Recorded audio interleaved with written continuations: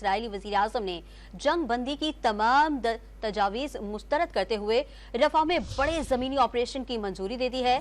सहूनी फौज को चढ़ाई के लिए पोजीशन संभालने के अहकामात जारी कर दिए हैं।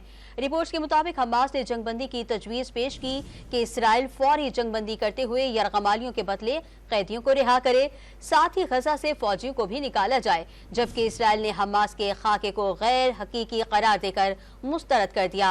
हर धर्मी से बयान दिया कि हमास के खिलाफ मुकम्मल फतह ही 5 माह से जारी गजा जंग का वाहिद हल है। इसराइली वज़ीर आज़म नेतन्याहू ने रफा में बड़े ऑपरेशन के लिए फौज को तैयार रहने के अहकाम भी जारी कर दिए। इसराइली फौज किसी भी वक्त रफा पर हमलों का आगाज कर सकती है।